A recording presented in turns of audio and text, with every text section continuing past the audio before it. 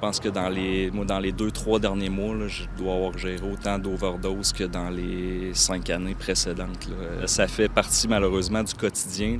Olivier, c'est un travailleur de rue de la Basse-Ville de Québec depuis 6 ans. Selon lui, la drogue qui circule en ce moment dans Saint-Roch n'a jamais été aussi nocive.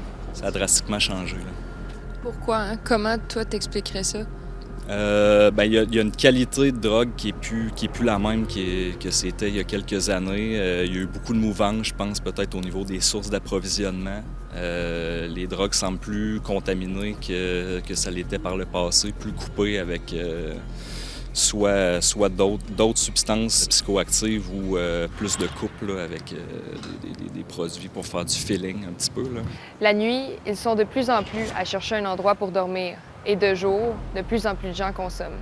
Le fait de vivre à l'extérieur, toute personne en situation d'itinérance, avec aussi la présence policière, bien sûr, les résidents qui ont de la difficulté à vouloir les laisser dormir sur leur perron. Donc, on voit que les gens vont consommer des drogues pour rester mobiles toute la nuit. Il y a beaucoup de gens qui nous rapportent consommer pour être capables de vivre l'itinérance. Ce qu'on voit, c'est que la drogue fait beaucoup plus de ravages psychologiquement puis physiquement qu'avant. Ça, c'est clair.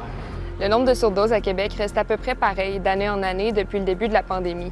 La quantité de surdoses a vraiment explosé dans ces années-là. Et pour ce qui est des substances, ça fait un peu plus de 3 ans que le marché noir est teinté par les opioïdes. Il y a quelques années encore, je me permettais pas de réveiller quelqu'un qui dort sur un banc de parc, me disant que c'était difficile de trouver le sommeil puis qu'on allait le laisser en paix.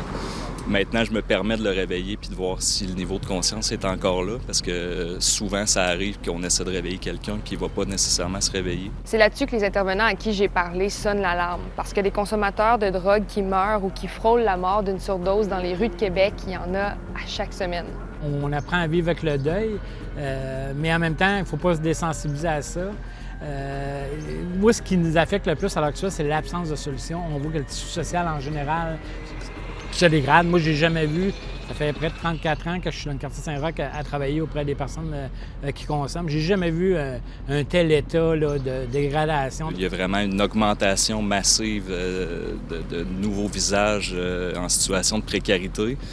Mais il n'y a pas une augmentation massive des moyens pour accueillir tous ces gens-là dans toute la complexité de leur situation. Comme dans plein de secteurs, il manque de personnel et aussi de ressources pour accompagner les consommateurs et ultimement éviter des décès. Gens de Québec, si vous avez besoin d'aide ou vous connaissez quelqu'un qui en a besoin, eh bien, il y a un numéro juste